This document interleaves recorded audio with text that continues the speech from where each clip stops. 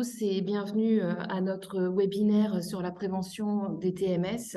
Je suis Madame Barré, je suis infirmière à l'ISTF depuis 15 ans et donc j'interviens aujourd'hui dans le cadre de ma mission en lien avec la cellule de prévention des insertions professionnelles.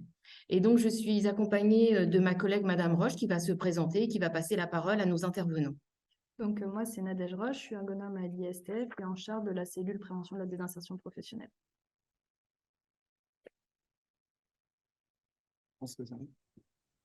Mehdi Roudesli, je suis médecin du sport et je suis cofondateur de Recovop. Et Nicolas Ducrot, donc je suis kinésithérapeute et cofondateur de Recovop. Merci. Donc, vous avez entendu, on va parler donc de Recovop et du lien avec l'ISTF.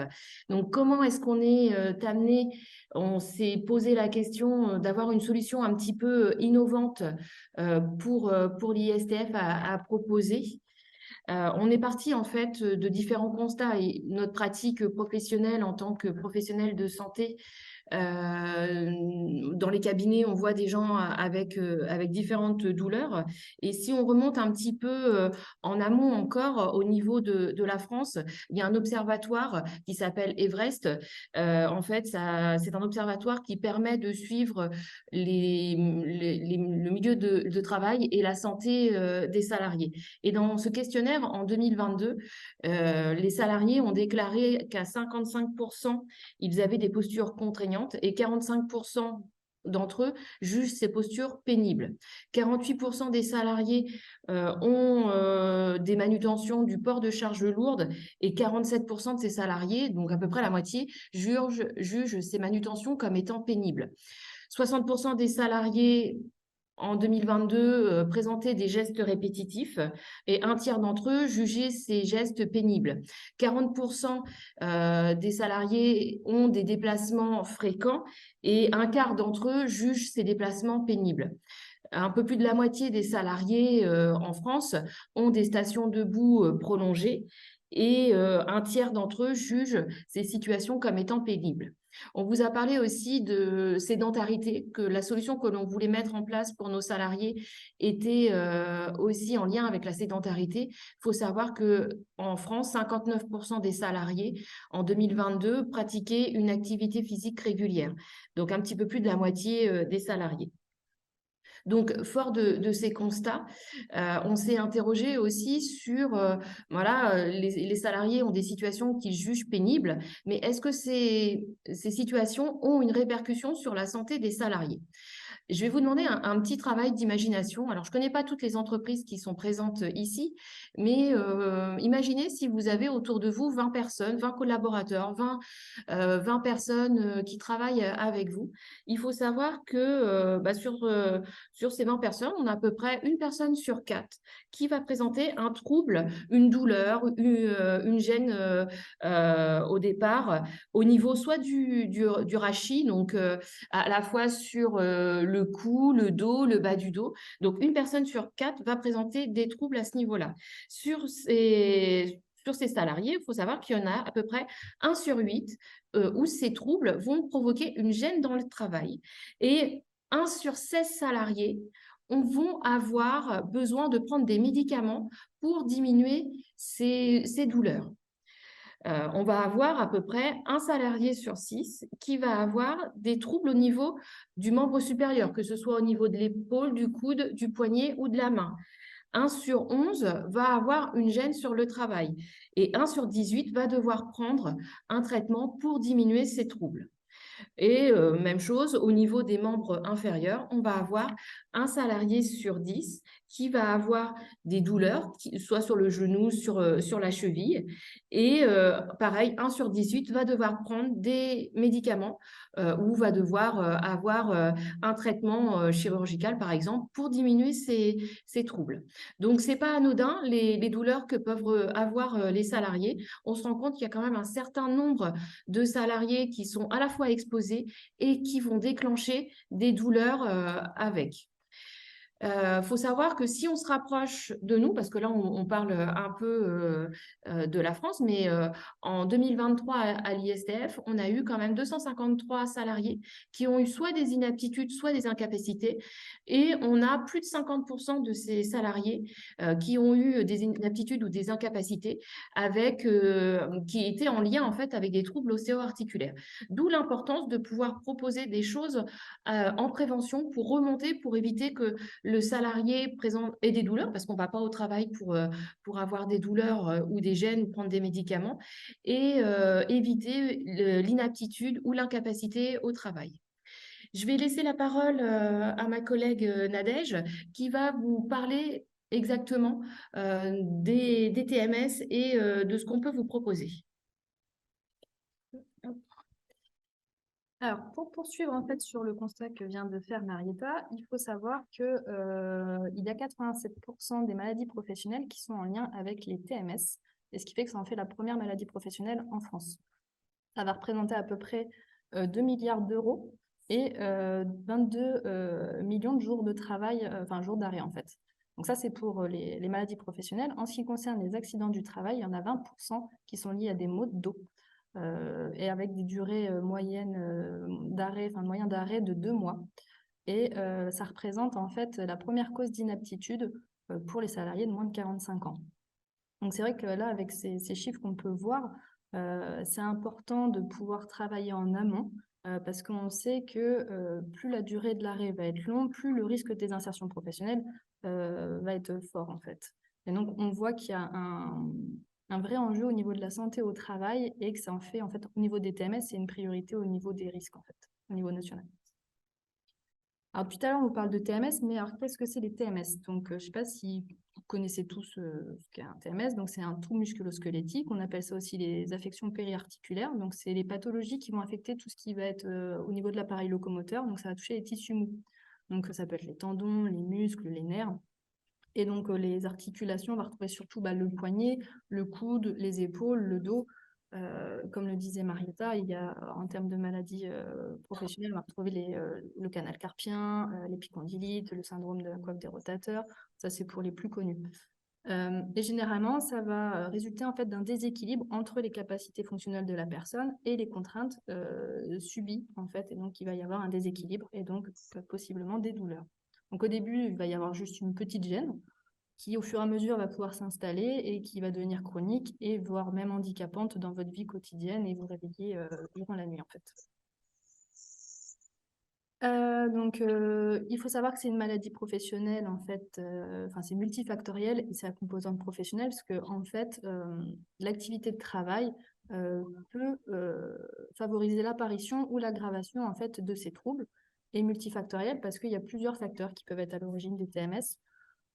Donc, on va retrouver les contraintes biomécaniques, c'est les plus connues. Donc, ça va être la posture, tout ce qui va être effort. Enfin, posture, ça va être les amplitudes extrêmes au niveau des articulations, les efforts, donc s'étirer, mais aussi tout ce qui est manutention manuelle, et tout ce qui est répétitivité, mais aussi tout ce qui va être maintien en fait, de posture pendant le moment.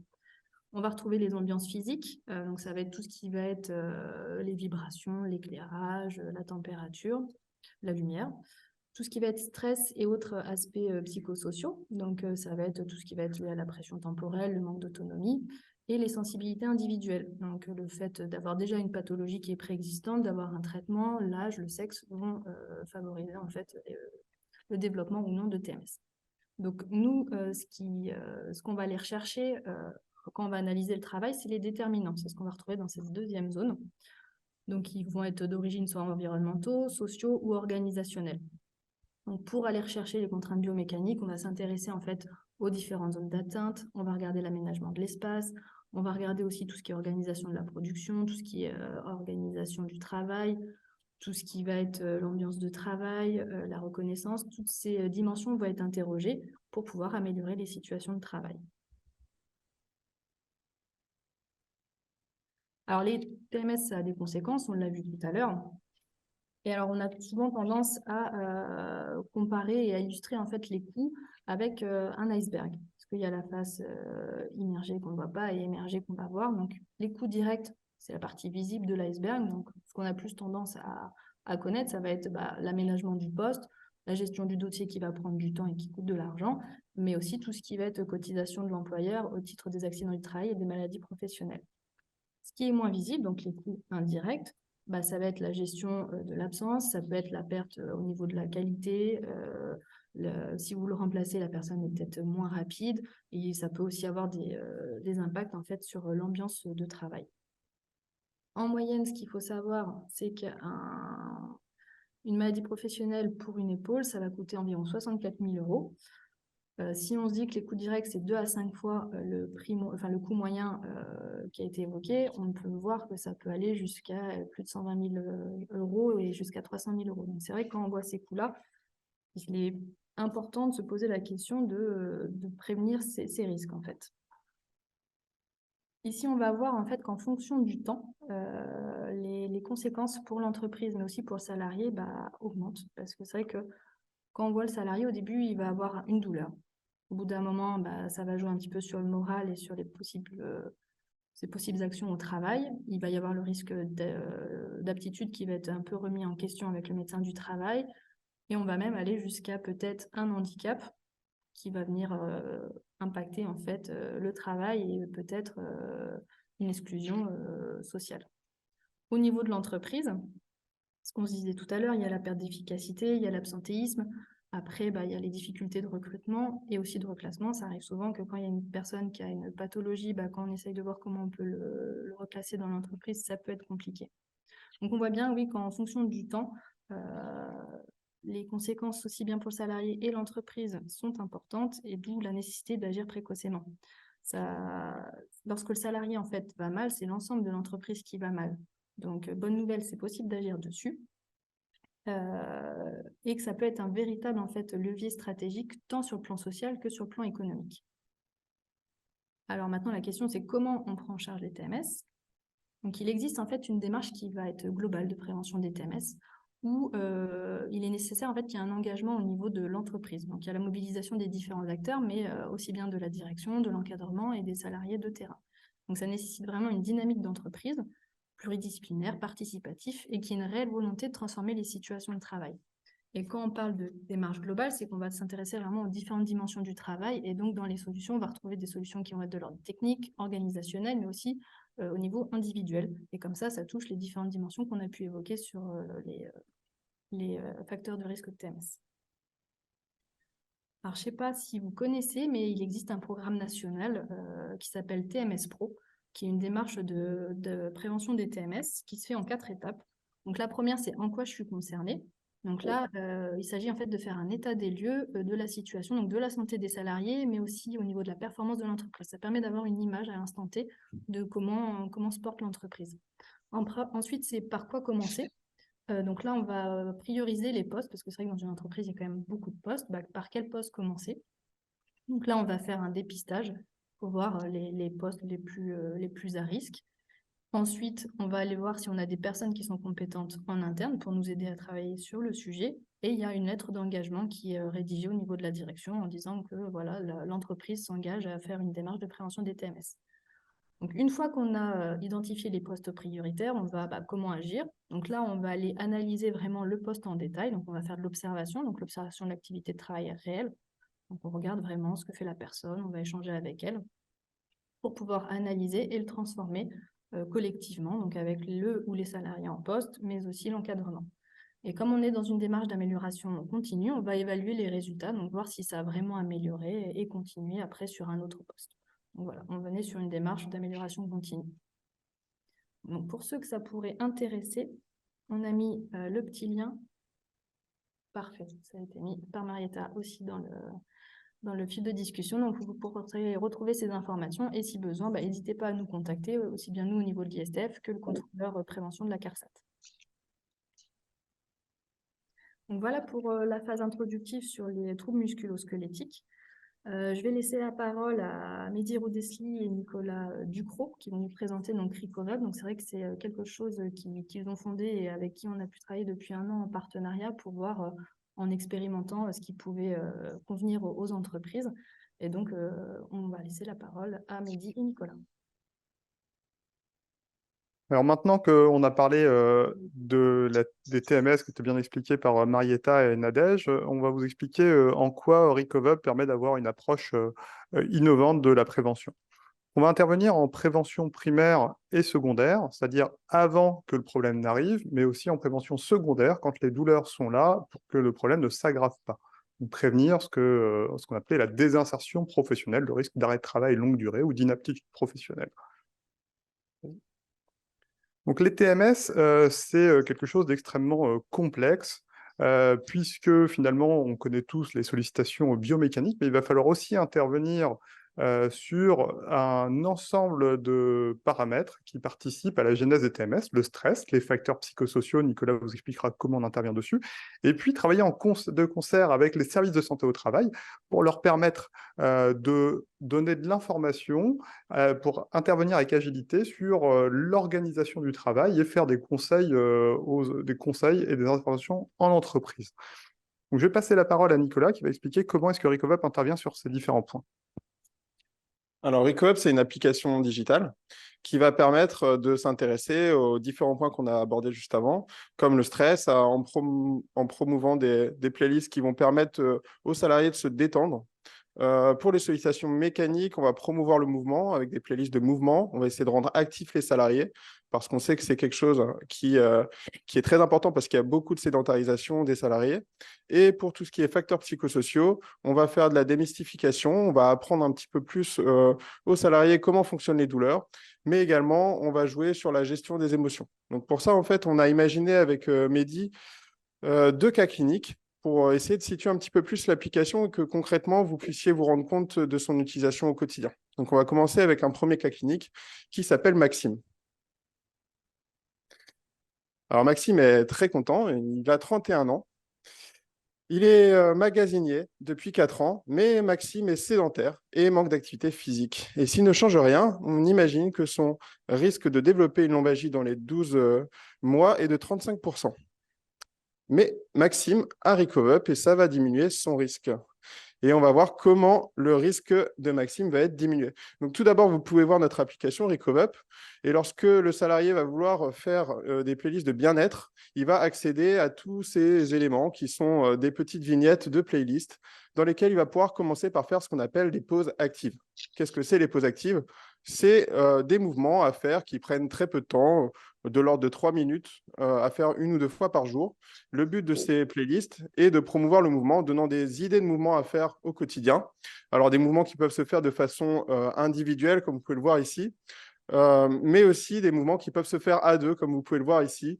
Le but étant, lorsque vous le faites à deux, de faciliter un peu les interactions aussi entre les collègues, ou alors de pouvoir se motiver d'autant plus parce que c'est parfois plus motivant d'être à deux lorsqu'on fait des playlists.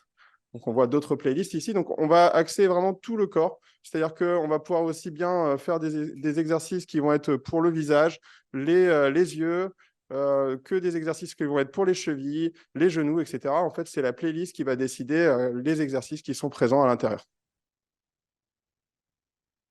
Mais Maxime va aussi pouvoir se détendre. Alors, si Maxime est un petit peu stressé, qui rencontre des difficultés à gérer aussi ses émotions, il va pouvoir faire, par exemple, une playlist de musicothérapie. Donc, en fonction de la possibilité qu'il a au travail de pouvoir écouter de la musique en travaillant, alors je sais que c'est forcément pas quelque chose qui est possible dans tous les exercices, mais il va pouvoir faire des playlists qui vont lui permettre de se détendre un petit peu au quotidien. Et également, chez lui, ou alors avant de commencer le travail, il va pouvoir faire des méditations qui sont axés aussi sur les problématiques du travail, les interactions sociales, les interactions avec les employeurs, etc., pour faciliter les états émotionnels de Maxime.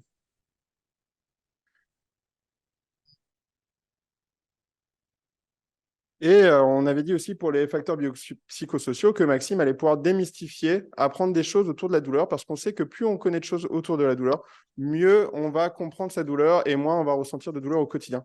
Donc il y a des playlists qui vont concerner du coup des démystifications avec un kiné qui vient parler, des playlists qui vont avoir accès plutôt à l'alimentation, les bonnes conditions à avoir pour bien s'alimenter, des playlists qui vont nous apprendre à connaître notre corps, ce qui n'est pas forcément évident pour tout le monde, et d'autres qui vont vous permettre de pouvoir, ou plutôt à Maxime, permettre de connaître un petit peu plus comment on gère un accident de travail, comment on peut retourner au travail en plénitude.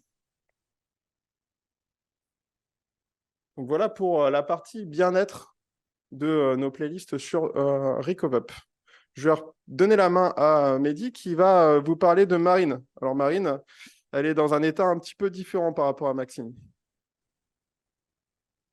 Donc Nicolas a illustré la partie prévention primaire. Maintenant, je vais vous parler d'un cas où un salarié présente quelques douleurs. Donc Marine, secrétaire, 34 ans. La différence, c'est qu'elle est déjà douloureuse. Pas forcément une maladie professionnelle, mais déjà douloureuse. Donc elle va avoir un risque d'arrêt de travail longue durée, donc de désinsertion professionnelle, qu'on a arbitrairement évalué à 67%. Il va falloir du coup qu'elle aille dans son espace soins, et dans ces cas-là, on va récupérer de la donnée auprès de Marine pour calculer son risque d'arrêt de travail longue durée. Toutes ces informations, c'est pour optimiser les liens avec le service de santé au travail. Le but, ça va être de donner réellement de l'information au service de santé au travail pour qu'il puisse contacter le salarié si nécessaire. Une fois qu'elle a renseigné cette information, on va pouvoir accéder à un espace qui va lui permettre de choisir quelle zone du corps elle a besoin de traiter. En l'occurrence, les douleurs aujourd'hui sont sur la partie cervicale. Elle choisit la partie cervicale, puis un moteur d'intelligence artificielle va, à partir des informations qu'elle va nous donner, proposer les bons exercices. On va lui demander différentes informations, quelle est la date du début des symptômes, est-ce qu'elle dispose déjà de matériel à son domicile, ou est-ce qu'elle veut se compte aller chez Decathlon pour aller chercher du matériel. Elle peut aussi disposer de rien du tout et on a quand même des exercices à lui proposer. Le but étant d'arriver précocement dans l'histoire de la maladie et de récupérer un maximum d'informations pour les transmettre au service de santé au travail. Du coup, toutes ces informations vont nous permettre de proposer les bons exercices, puisque la rééducation, elle est efficace si elle arrive précocement dans l'histoire des douleurs de Marine. Il va falloir récupérer de l'information sur quelle typologie d'exercice elle est capable de réaliser, ou au contraire, quelle typologie d'exercice vont augmenter ses douleurs. Et le but, c'est d'arriver sur le plus haut niveau de personnalisation des soins. Aujourd'hui, on dispose du plus grand niveau de technologie en Europe sur la personnalisation des soins d'auto-rééducation. Et comme on le disait, l'auto-rééducation est efficace si elle intervient précocement. C'est pour ça que l'innovation, c'est d'intervenir dans l'entreprise, assez tôt. On va chercher à savoir si, au fur et à mesure du parcours de soins de Marine, elle se sent mieux ou au contraire si les douleurs évoluent défavorablement pour proposer toujours des exercices qui sont le plus efficaces possible. Ces exercices, ils ont été choisis pour leur efficacité, mais aussi pour leur innocuité, c'est-à-dire qu'on ne peut pas se faire davantage mal en réalisant mal un exercice. Par exemple, un exercice de pression-inhibition qui va permettre de faire céder la douleur très rapidement. Alors ces exercices-là, comme je le disais, vraiment, on ne peut pas se faire mal, même si on appuie fortement sur une contracture, il n'y a aucun risque pour le salarié. Des exercices ensuite de renforcement musculaire, d'étirement. Donc on le sait bien, hein, la rééducation, ça marche bien, mais il faut arriver très tôt. Or, dans nos contrées normandes, on a des problèmes de démographie médicale et il faut pouvoir, ce qui fait qu'on va chez le kiné ou chez le médecin souvent trop tard. Donc ça permet de limiter ces temps d'automédication qui interviennent, qui appartiennent aux salariés, mais qui vont avoir un impact sur le risque d'arrêt de travail, d'absentéisme, du coup, au niveau de l'entreprise. Donc cette auto-rééducation, elle est fondamentale pour la prise en charge des symptômes. Donc toutes ces informations, on l'a dit, elles vont être télétransmises au service de santé au travail. Côté service de santé au travail, on va donc pouvoir savoir si la salariée est en arrêt de travail ou pas, s'il existe à moyen terme un risque d'inaptitude ou de désinsertion professionnelle. Le but étant vraiment de donner de l'information au service de santé au travail, à votre service de santé au travail, pour qu'il intervienne et qu'il vous recontacte rapidement. Mais on embarque aussi les professionnels de santé libéraux, habituels du patient, c'est-à-dire médecins, kinésithérapeutes, le but étant de leur donner de l'information sur Marine est en arrêt de travail ou pas, Marine fait ses exercices ou pas, quelle est son observance, quelle est son évolution de la douleur. On a ainsi une patiente qui arrive chez ces professionnels, mieux qualifiée, avec de l'éducation à la santé, comme le disait Nicolas. Quand j'ai une cervicalgie, est-ce qu'il faut que je m'arrête ou au contraire, pourquoi il ne faut pas que je m'arrête? Le mouvement, c'est le traitement. Et toutes ces informations d'éducation à la santé, il est important que ce soit un bon canal de distribution, un bon canal de communication qui permette aux salariés de disposer de tout ça à un moment donné où ils présentent des douleurs. Donc vous l'avez compris, Recovup, c'est de la prévention primaire, comme le disait Nicolas, qui est un enjeu important pour mobiliser l'ensemble des collaborateurs autour du dispositif, mais aussi de faire apparaître, le cas échéant, dans une même application, un programme d'auto-rééducation pour accélérer les parcours de soins, parce qu'on ne peut pas dissocier prévention primaire et parcours de soins si on veut intervenir sur les déterminants de la genèse des TMS et in fine intervenir favorablement sur l'absentéisme. Je vous remercie pour votre attention.